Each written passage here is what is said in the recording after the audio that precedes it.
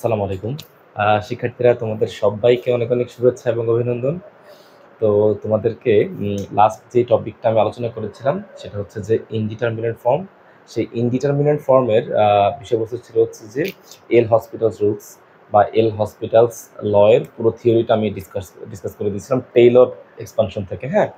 তো আশা করি তোমরা সবাই দেখেছো এবং আমি বিশেষ করে তোমরা সবাই মোটামুটি বুঝতে পেরেছো।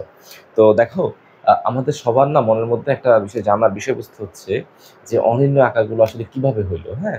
তো আমিও যখন আসলে অনার্সে পড়তাম বা ছোটবেলায় যখন পড়াশোনা করতাম আমার মনের মধ্যে এগুলো কাজ করতো। তো আমি তোমাদের জন্য একটা এক্সাম্পল দিচ্ছি। আশা করি তোমাদের মোটামুটি বুঝতে সুবিধা হবে। দেখো, তো ঘটনাটা হচ্ছে এরকম, মনে করো তুমি কোনো একটা মার্কেটে কোনো একটা মার্কেটে একটা শার্ট কিনতে গেলা। তো ঘটনাটা হচ্ছে এরকম যে তুমি কোনো একটা মার্কেটে গেলা। তো সেই মার্কেটটা ধরে নিলাম হচ্ছে নিউ মার্কেট। সাপোজ তুমি নিউ মার্কেটে গেলে, তো চিন্তা করো তুমি নিউ মার্কেটে শার্ট কিনতে গেলা। তো তুমি শার্ট কিনছো হচ্ছে, মনে করো যে এখানে কথা হচ্ছে তুমি নিউ মার্কেটে প্রথম দিন শার্ট কিনতে গেলা, ডে নাম্বার 1। তো প্রথম দিন শার্ট কিনতে গেছো নিউ মার্কেটে, ধরে নিলাম যে প্রতি পিস শার্টের দাম 200 টাকা বা 100 টাকা, ধরে নিলাম 100 টাকা বা 200 টাকা, 100 টাকায় ধরলাম। তো তুমি দুইটা শার্ট কিনছো, দুইটা শার্টের দাম হয়েছে 200 টাকা, 100 টাকা করে। তাহলে প্রাইসটা কত, মানে একটার প্রাইস কত? তো তুমি কি করবা, একটার প্রাইস বের করার জন্য তুমি লিখবা 200 ভাগ হচ্ছে 2, ফলাফল হচ্ছে 100। তো দ্বিতীয় দিন, আমি আবার বলতেছি, দ্বিতীয় দিন কি হবে? দ্বিতীয় দিন ধরে নিলাম যে নিউ মার্কেটে কিন্তু একটা শার্টের দাম 100 টাকায় আছে। তো এবার তুমি কি করলা, তুমি মনে করো যে 5টা শার্ট কিনলা। তো 5টা শার্টের দাম হচ্ছে মনে করো 500 টাকা। তো তাহলে একটার প্রাইস কি হবে? একটার প্রাইস হবে 500 ডিভাইড বাই 5 ইকুয়ালস টু হচ্ছে 100 টাকা। ওকে, 100 লিখে রাখো। তৃতীয় দিন গিয়ে মনে করো তুমি কোনো শার্ট কিনলা না, কোনো শার্টই তুমি কিনলা না। ধরে নিলাম তুমি 0টা শার্ট কিনছো। তো 0টা শার্টের দাম কত হবে? 0ই হবে। তাহলে একটা শার্টের দাম কত? তাহলে একটা শার্টের দাম কি এখন 0/0 ইকুয়ালস টু কত হবে? ঘটনাটা বুঝছো? তুমি দুইটা শার্ট কিনছো 200 টাকা দিয়ে, মার্কেটে কিন্তু শার্টের দাম পার পিস 100 টাকা। তো প্রথম দিন তুমি দুইটা শার্ট কিনছো 200 টাকা দিয়ে, তাহলে একটা শার্টের দাম কত হবে? 100 টাকা। পরের দিন মার্কেটের প্রাইস একই, 100 টাকা করে পার শার্ট। এই 5টা কিনছো 500 টাকা, তাহলে একটা কত? 100 টাকা। তৃতীয় দিনকে তুমি কোনো শার্ট কিনো নাই, এবং তুমি দোকানদার কোনো টাকাও দাও নাই। তোমার একটা শার্টের দাম কত? দেখো, ওই যে ঘটনাটা নিউ মার্কেটে কিন্তু শার্টের দাম ছিল 100 টাকা। তুমি শার্ট কিনলে কিনো আর না কিনলে না কিনো, শার্টের দাম কিন্তু 100 টাকা। শার্টের দাম কত? 100 টাকা। বুঝতে পারলাম? একটা শার্টের দাম 100 টাকা। তার মানে এই ঘটনাটা কোন জায়গার জন্য? এই ঘটনাটা হচ্ছে নিউ মার্কেটের জন্য, স্পেসিফিকলি নিউ মার্কেটের জন্য।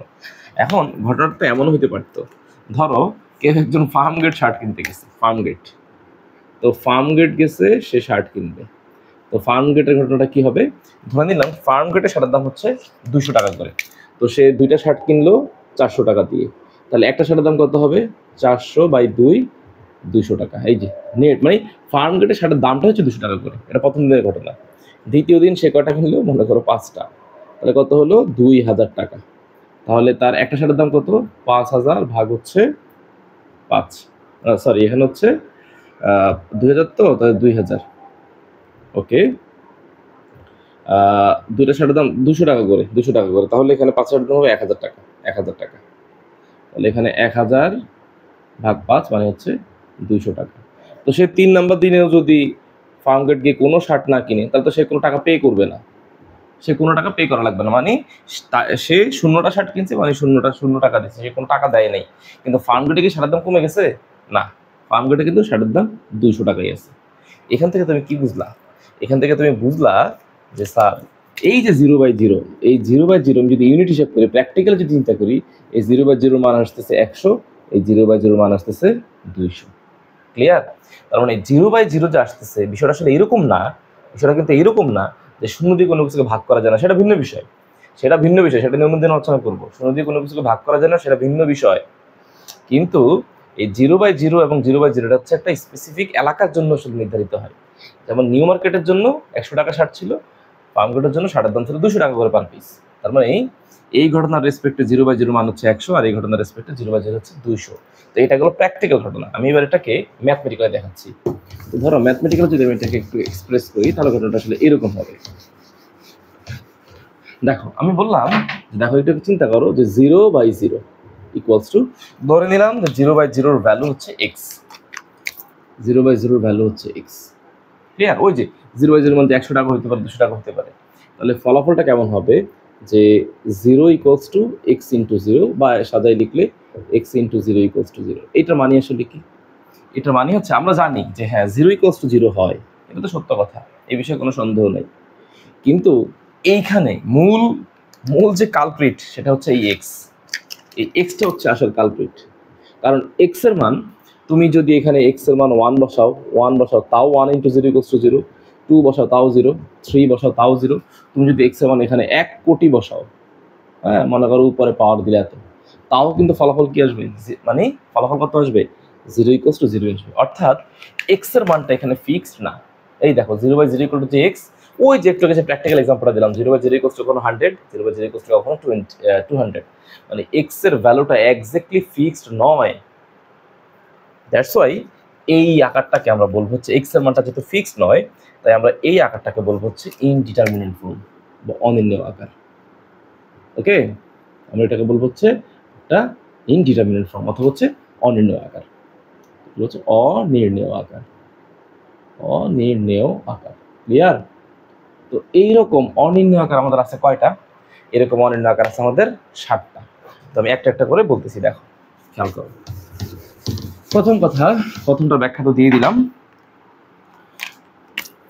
ধরো 0/0 এইটা একটা অনির্ণেয় আকার, তারপর ইনফিনিটিভ বাই ইনফিনিটিভ এইটা একটা অনির্ণেয় আকার, ইনফিনিটিভ থেকে ইনফিনিটিভ বিয়োগ করলে সেটা একটা অনির্ণেয় আকার। তুমি এটার সাথে এটাও রাখতে পারো যে ইনফিনিটিভ প্লাস ইনফিনিটিভ একই কথা, নো প্রবলেম। তারপর তুমি রাখতে পারো যে ইনফিনিটিভ ইন্টু 0, এটা একটা অনির্ণেয় আকার, ইনফিনিটিভ টু দি পাওয়ার 0 এটা একটা অনির্ণেয় আকার, এবং 1 টু দি পাওয়ার ইনফিনিটিভ এইটা একটা অনির্ণেয় আকার। ওকে, তো প্রথমটা ব্যাখ্যা বুঝতে পেরেছি, এটা আমাদের ক্লোজ। হ্যাঁ, এইটা চিন্তা করো ইনফিনিটিভ বাই ইনফিনিটিভ, এইটা আসলে কিন্তু ওই একই কেস, এইটা আসলে সেম টু সেম এইটার কেসে পড়ে গেছে, যে এই দুইটা আসলে সেম একই কেস। আমি এইটার ব্যাখ্যা দিচ্ছি। দেখো ইনফিনিটিভ মাইনাস ইনফিনিটিভটা কেন অনির্ণেয়? কারণ দেখো তুমি এখানে চিন্তা করো, এখানে ভাবো যে ইনফিনিটিভ, তো ইনফিনিটিভকে আমি কি লিখতে পারি? এখানে লিখতে পারি 0 মাইনাস কত 1/0, মনে করো এইভাবে হইলো আর কি। জিরোটা যদি তুমি লসাগু নিতাম তাহলে এখানে কত হতো? 0 ইন্টু 1 মানে হতো কত? 0 মাইনাস 0, তো ফলাফল 0/0। এইটাও কিন্তু ঠিক, এটা তো আবার ব্যাক করে কিনা, তার মানে এইটা হচ্ছে অনির্ণেয় আকার। এটা তুমি চিন্তা করো, এটা তুমি ভাবো ইনফিনিটিভ ইন্টু যদি 0, তুমি এইভাবে চিন্তা করো। আচ্ছা, আমাদের এখানে আকার হবে মোট 7টা। আরেকটা আকার আমি একটু কম লিখেছি, সেটা হবে 0 টু দি পাওয়ার 0, আর হচ্ছে 1 টু দি পাওয়ার ইনফিনিটি। 7টা আকারে, যে 1টা 2টা 3টা 4টা 5টা 6টা 7টা। অনেকে এটা খুব ভুল করে। হ্যাঁ, আমি যেগুলো লিখে দিয়েছি এগুলো হচ্ছে অ্যাকুরেট, একদম অ্যাকুরেট। ওকে, তো এবার এটা ব্যাখ্যা দিচ্ছি। ইনফিনিটি 0, এটা মানে কি? ইনফিনিটিভ মানে কত? 1/0 না? ভেবে দেখো তো ছেলেমেয়েরা, ইনফিনিটিভ মানে কিন্তু 1/0, আর 0 মানে হচ্ছে 0। তো এইটা মানে কত? 0/0। এই যে আবার এটাতে ব্যাক করতেছে, এই যে এটাতে ব্যাক করতেছে, তার মানে এইটাও একটা অনির্ণেয় আকার। ওকে, এটা অনির্ণেয় আকার। আচ্ছা, এখন ঘটনাটা হচ্ছে এরকম যে আমরা জানি, ভালো করে বুঝো, আমরা জানি যে পৃথিবীর যেই কোনো সংখ্যার উপরে 0 দিলে সেই সংখ্যাটা হয় 1। পৃথিবীর সব, হ্যাঁ এটা সত্য কথা, এটা ওকে ফাইন। এই যে এইটা ব্যাখ্যা দিচ্ছি, ওকে, পৃথিবীর যেই কোনো জিনিসের উপরে 0 দিলে তার মান হয় 1। তো ইনডিটারমিনেন্ট মানে কি, অনির্ণেয় মানে কি, এক্স্যাক্টলি ভ্যালু পাওয়া যাবে না। তো এইটাকে যদি আমি এইভাবে লিখি, এইটাকে লিখলাম হচ্ছে এইভাবে যে limitation of x tends to 0, কি লিখলাম বলো তো? এক্স টেন্স টু 0, তাহলে এখানে লিখলাম হচ্ছে 1/x টু দি পাওয়ার হচ্ছে এক্স। মিলাই দেখো, ভালো করে খেয়াল করে দেখো, এইটার ভ্যালুটা আসলে কি? এটা ভ্যালু হচ্ছে এক্স টেন্স টু 0 মানে কি? এক্স এর ভ্যালু এক্স্যাক্টলি 0 না, জিরোর কাছাকাছি। তো এখানে জিরোর কাছাকাছি যদি ভ্যালু আমি দিতাম, একদম জিরোর অতি কাছাকাছি ভ্যালু দিলে ধরে নিলাম মানটা ইনফিনিটি, মানে 1/0 পয়েন্ট সামথিং একদম ছোট্ট ভ্যালু, মানে ইনফিনিটি। আর উপরে কিন্তু কি ওই এক্স্যাক্টলি ভ্যালু কিন্তু 0 না, মানে জিরোর কাছাকাছি। মানে কত হতে পারে? 0.1 হতে পারে, 0.2 হতে পারে, 0. মানে দশমিক অনেক সংখ্যা হতে পারে। তার মানে এক্স এর ভ্যালু যতবার চেঞ্জ হবে, কারণ জিরো তো কাছাকাছি, এক্স্যাক্ট 0 না, জিরোর যত কাছাকাছি হবে মানের কিন্তু কি হবে? ভ্যারিয়েশন হবে। তার মানে এখানে এক্সট্রা ফিক্স না বলেই এই ইনফিনিটি টু দি পাওয়ার 0, যেহেতু এটা এই ফরম্যাটে পড়ে লিমিটেড, এই জন্য এইটা হচ্ছে আমাদের অনির্ণেয় আকার, এইটা হচ্ছে অনির্ণেয় আকার। ক্লিয়ার? সেম এইটাও একই অবস্থা। এইটাও ঠিক একই অবস্থা, এইটাও একই কেস। এইটাকে আমরা এইভাবে লিখতে পারি যে এই কেসটাকে লিখতে পারি এইভাবে যে লিমিটেশন অফ ওকে, এখানে লিখতে পারি যে x tends to 0 1 plus x আর উপরে হচ্ছে 1/x। দেখো এখানে কিন্তু x এর মানটা ফিক্সড না, x এর মান কিন্তু 0 কাছাকাছি। তো 0 অতি কাছাকাছি হলে কত হবে, ধরো 1 প্লাস মানে পয়েন্ট সামথিং, তো সেটা ধরে নিলাম হচ্ছে 1, আর এখানে 1/0, x এর মান যদি 0 বা 0 কাছাকাছি ধরে নিলাম ইনফিনিটিভ। বাট এটা কিন্তু অ্যাকচুয়ালি ইনফিনিটিভ না। কেন ইনফিনিটিভ না, সে কিন্তু আসলে 0 না, 0 কাছাকাছি। তো 0 কাছাকাছি মানে কত, 1/0.1 যখন হবে তখন এটার ভ্যালু একরকম হবে, 0 পয়েন্ট যখন আরও ছোটো ছোটো ভ্যালু হবে, ভ্যালুগুলো কী হবে, আবার চেঞ্জ হয়ে যাবে। তাই এইটা হচ্ছে অনির্ণয়কার, কারণ এখানে মানগুলো ফিক্স না। ওকে, এগুলো আসলে দেখতে একটা আকার, কিন্তু এগুলো আসলে এক্সাক্ট ভ্যালু না। এই আকারগুলো হচ্ছে আসলে এরকম, এই আকারগুলোকে আমরা আসলে এইভাবে লিখি। আমাদের কাছে আমরা দেখে মনে করি যে মনে হয় 1 টু দি পাওয়ার ইনফিনিটি মনে আসলে এটা সংখ্যা, নো, এটা কিন্তু সংখ্যা না, এটা আসলে এই জিনিসটাকেই আমরা এইভাবে আসলে এক্সপ্রেস করি। কেমন? তো আশা করি বুঝতে পারলাম। এবার আমি তোমাদেরকে একটা ব্যাখ্যা দিচ্ছি, সেটা হচ্ছে যে এগুলো আমাদের খুব কাজে লাগে। হ্যাঁ, তোমরা আমি যখনই ম্যাথ করাই স্টুডেন্ট আমাকে প্রশ্ন করে যে স্যার এগুলো কিভাবে আসলো। তো প্রথম এইটার ব্যাখ্যা দিচ্ছি, এটা হচ্ছে e to the power ln x equals to x। এইটা কিভাবে আসছে তার ব্যাখ্যাটা আগে দিচ্ছি। এইটা খুবই গুরুত্বপূর্ণ বিষয়, ম্যাথমেটিক্স এটা খুবই ইউজ ক্যালকুলাসে। তো প্রথম এই জিনিসটাকে আমি ধরে নিলাম হচ্ছে y, যে ধরে নিলাম let y equals to e to the power ln x। এখন আমি দুই পাশে লন নিলাম, তাহলে কত হবে, ln E to the power ln x।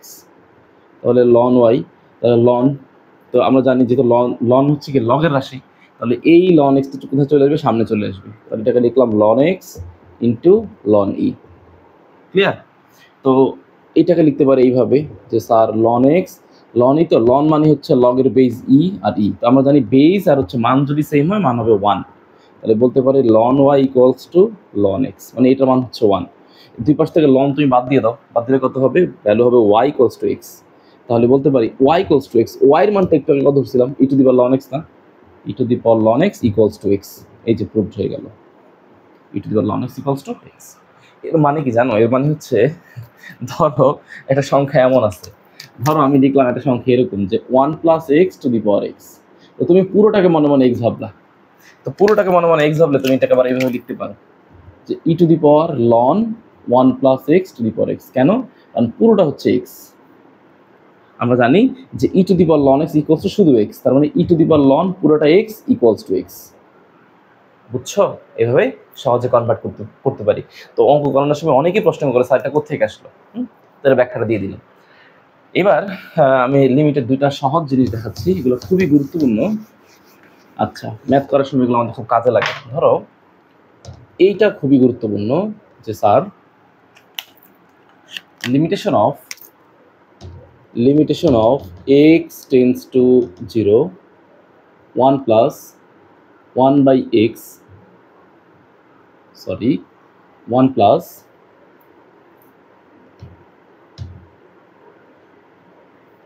আচ্ছা limitation of x tends to 0 1 plus x to the power হচ্ছে 1/x, এর ভ্যালু কত? এইটা স্টুডেন্টরা খুব প্রশ্ন করে। তো দেখো এইটার ভ্যালু বের করার জন্য আমি একটা কাজ করি, যে লিখলাম limitation of x tends to 0, যেহেতু এই যে এইটাই, এই যে 1 plus x to the power 1/x, এটাকে লিখতে পারি কত, e to the power ln 1 plus x to the power x, এভাবে লিখতে পারি। মানে পুরোটাকে মনে মনে এক্স ভাবলাম, এই পুরোটাকে এক্স ভাবলাম। কেমন? তো লিখলাম e to the power ln 1 plus x, তার উপর হচ্ছে 1/x। ওকে, তো এবার এখানে কত লিখতে পারি, এভাবে লিখতে পারি যে sir limitation of x tends to 0 e to the power, এই যে 1/xটা আছে না, যেটা লনের রাশি মানে লগের রাশি, তাহলে এইটা কিন্তু চেঞ্জ হয়ে সামনে চলে আসবে। লিখলাম 1/x ln 1 প্লাস এক্স। ওকে, পরের লাইনটা হচ্ছে এরকম যে limitation of x tends to 0, তাহলে ই টু দি পাওয়ার এই ln 1 প্লাস এক্সের সাথে 1টা গুণ করে দাও, তাহলে ln 1 plus x divide by হচ্ছে এক্স। ঠিক আছে? ওকে, এবার লিমিটটাকে আমরা জানি লিমিট অ্যাপ্লাই হয় কোথায়, ফাংশন অ্যাপ্লাই হয়। তাহলে এটা ই হচ্ছে, ই এর উপরে পাওয়ার হচ্ছে এটা হচ্ছে আমাদের ফাংশন, এই ফাংশনের মধ্যে লিমিটটা পাঠিয়ে দাও। তো লিমিটটা পাঠিয়ে দিলে e to the power limitation of x, লিমিটের ধর্মই হচ্ছে ফাংশন যেখানে লিমিট সেখানে অ্যাপ্লাই হবে। তাহলে উপরে হচ্ছে কত, ln 1 প্লাস এক্স, নিচে হচ্ছে এক্স। এইবার দেখো আমাদের এল হসপিটালসের রুলস পড়ে গেছে। কিভাবে পড়ে দেখো, এল হসপিটাল মানে ল হসপিটাল বলছিল এক্স এর ভ্যালু 0 তুমি এখানে বসিয়ে দাও, মানে ধরো এক্স এর মানটা 0 না, তারপর 0 ইনপুট দিয়ে দেখি কি অবস্থা। যদি 0 হয় তাহলে এখানে 0, এক্স এর মান 0 এখানে ইনপুট করলে এখানে 0, আর এখানে থাকে তাহলে ln 1, আমরা জানি ln 1 এর মান হচ্ছে 0। তার মানে আমাদের আকারটা কেমন হয়ে গেছে, এইটার আকারটা, এই ভ্যালুটা বসাইলে আকারটা হয়ে যায় 0/0। তো লপিটালস আমাদেরকে বলতেছে যদি 0/0 হয় তাহলে এটাকে ডিফারেন্সিয়েট করতে হবে। ওকে, তো ডিফারেন্সিয়েট করতেছি, দেখো তো ডিফারেন্সিয়েট করলে কি অবস্থা হয়, যে e to the power limitation of x tends to 0, এক্সকে ডিফারেন্সিয়েট করলে হবে 1। ওকে, আর ln 1 প্লাস এক্সকে ডিফারেন্সিয়েট করলে হবে 1/1 প্লাস এক্স। এই 1 প্লাস এক্সকে আবারও ডিফারেন্সিয়েট করা লাগবে, তো করলে 1 রে করলে হবে 0, এক্স রে করলে হবে 1, লেখার দরকার নেই, বা সাইডে 1 লিখতে পারো, অতটাই গুরুত্বপূর্ণ না। এইবার তুমি আবার এক্স এর মান 0 বসিয়ে দেখো যে আবার 0/0 হয় কিনা, হলে আবার ডিফারেন্সিয়েট, বাট 0/0 হচ্ছে না কেন, কারণ এক্স এর মান যদি 0 বসে এখানে 0 বসানোর জায়গাই নেই, আর এক্স এর মান যদি 0 এখানে বসাই তাহলে 1 প্লাস 0 এর মান 0, মানে 1 প্লাস 0 ইকুয়ালস টু 1, তাহলে ভ্যালু হবে শুধু ই টু দি পাওয়ার 1/1, অর্থাৎ ভ্যালু হচ্ছে ই।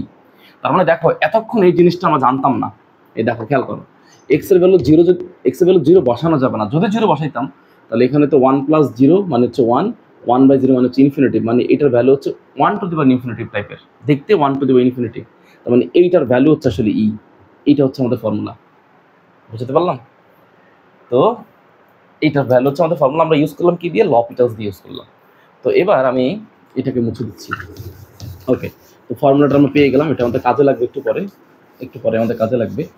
ওকে, তো দেখো এবার এইটার মতো করে আমি আরেকটা ফর্মুলা লিখছি, দেখো আমি আরেকটা ফর্মুলা লিখতেছি, দেখি এটার কি অবস্থা হয়। এবার একটু ফর্মুলাটা চেঞ্জ করে দিলাম, দিলাম হচ্ছে limitation of x tends to infinitive.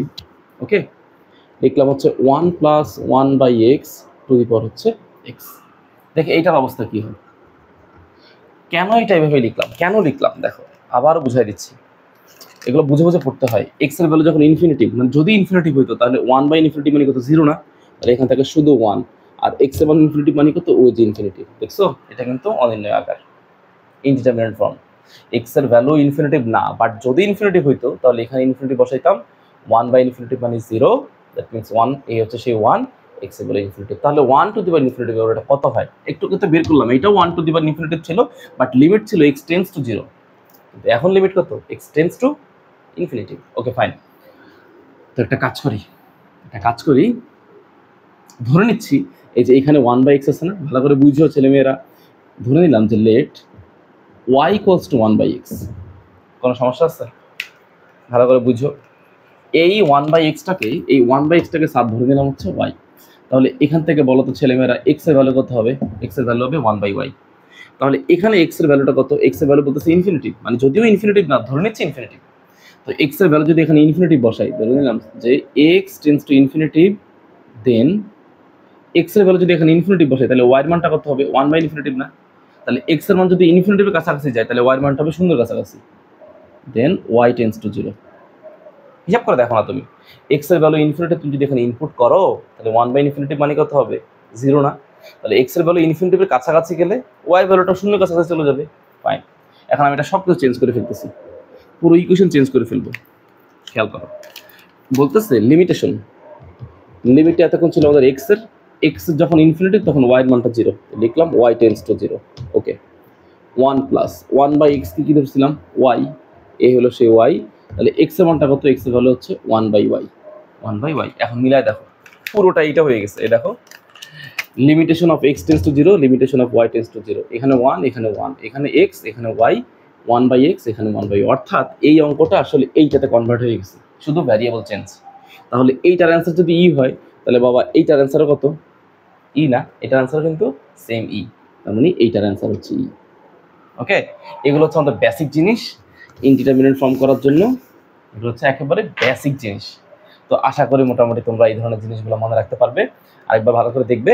তো আজকে এতটুকুই থাকবে, আমরা হচ্ছে নেক্সট যখন অঙ্কগুলো করবো, হ্যাঁ, তো সেই অঙ্কের মধ্যে এই ফর্মুলাগুলো খুব আমাদের ইউজ হবে, বাট মনে রাখবে ফর্মুলার দুইটা ফর্মুলারে কিন্তু ফাউন্ডেশন একই, মানে আমরা কিন্তু আসলে কি টেস্ট করতেছিলাম, actually 1 two the power infinitive test করতেছিলাম, ভ্যালু কত হয় সেটার জন্য একবার x টেন্স টু 0 বসিয়েছি, একবার x টেন্স টু ইনফিনিটিভ বসিয়েছি, বাকিটা আর কিছুই না, দুই ক্ষেত্রে ভ্যালু হচ্ছে ই।